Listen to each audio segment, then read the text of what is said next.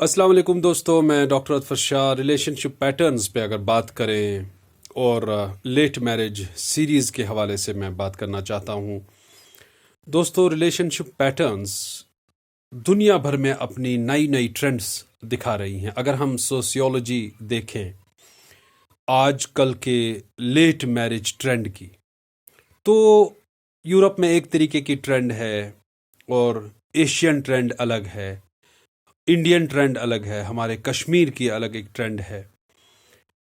दोस्तों, यकीन मानिए कि दुनिया के बहुत सारे हिस्से ऐसे हैं, स्पेशली वेस्टर्न ब्लॉक, जहाँ पे कोहैबिटेशन मैरिज पे भारी पड़ रहा है, जहाँ पे लोगों का belief in the institution of marriage कम हुआ है, जहाँ पे लोग जिसे हम कोहैबिटेशन या लिव इन पैटर्न पसंद करते हैं और मैरिज की सिग्निफिकेंस बहुत हद तक कम हुई है।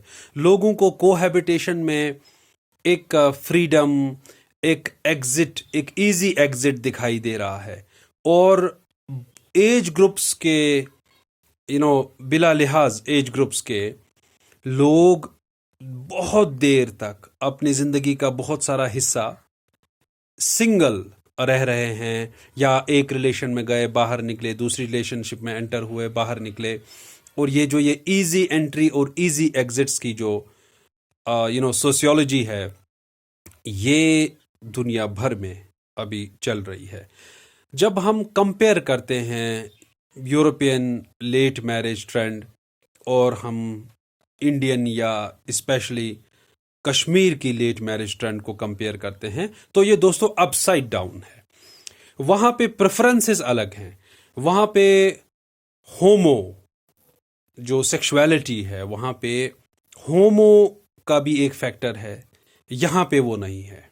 वन, और वहां पे belief in the institution of marriage कम हुआ है, कोहैबिटेशन है, इजी एग्जिट है, इजी एंट्री है, जैसे मैंने कहा, जो यहां पे नहीं है। वहां पे बहुत सारे लोग सिंगल रह रहे हैं, वो शादी ही नहीं कर रहे, even who are not in cohabitation, even who are not in live in etcetera, but यहां पे वो भी नहीं है। देयरफॉर जब हम लेट मैरिज की बात करें और उसके ट्रेंड्स की, उसके रीजंस की बात करें, तो वो रीजंस होमोजीनियस नहीं है, वो रीजन सेम नहीं है पूरी दुनिया में।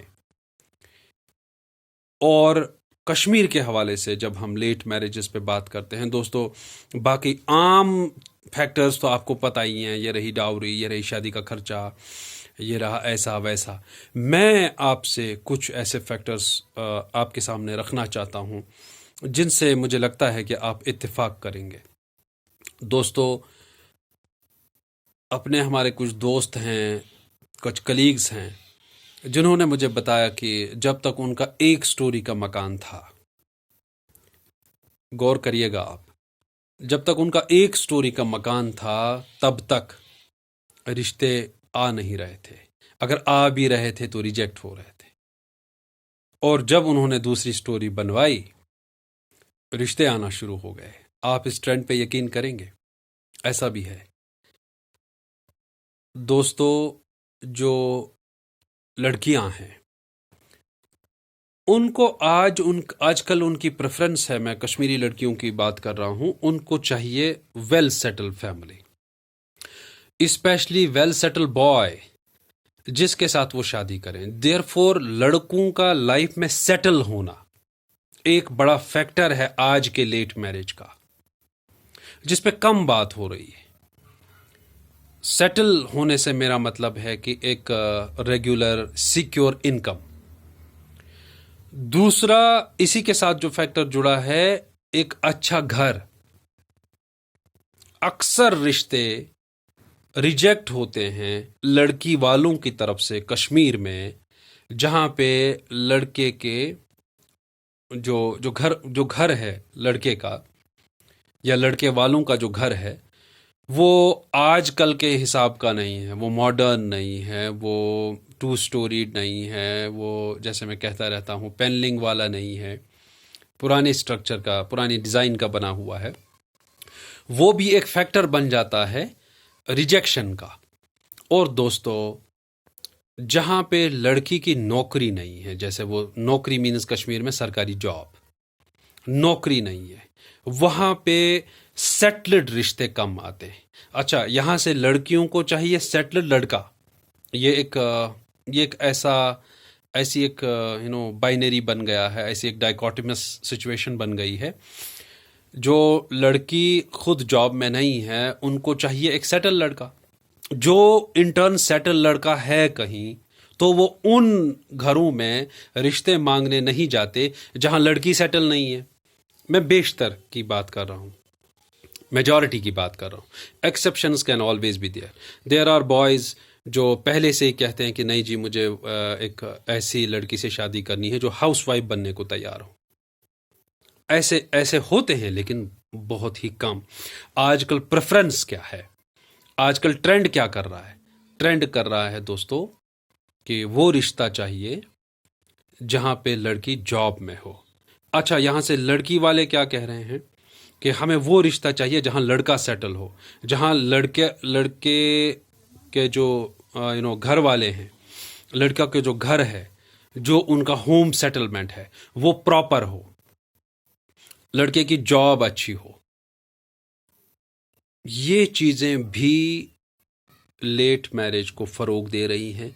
इसकी वजह से भी खासा लोगों को वेट करना पड़ रहा है, लड़कियों को वेट करना पड़ रहा है।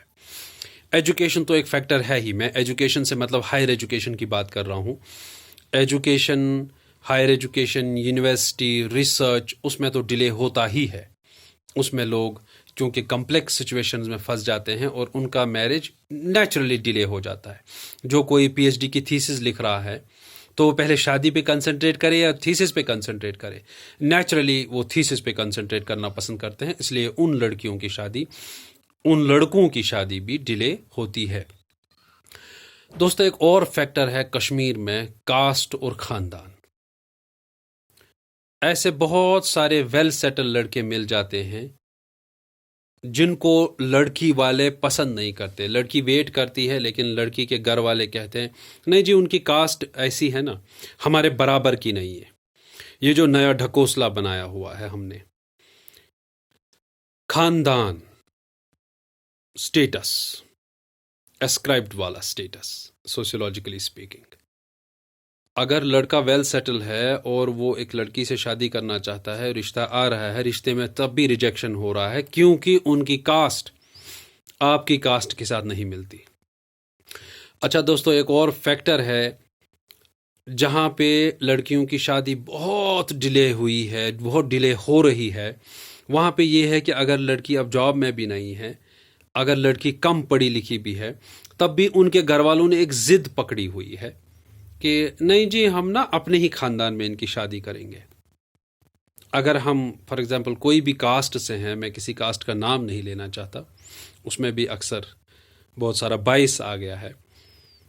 किसी पर्टिकुलर कास्ट के हम हैं, हमें उसी कास्ट में अपनी बेटी की शादी करानी है। उससे बेटी के कीमती साल, मैरिजेबल एज ज़ाया हो रही है।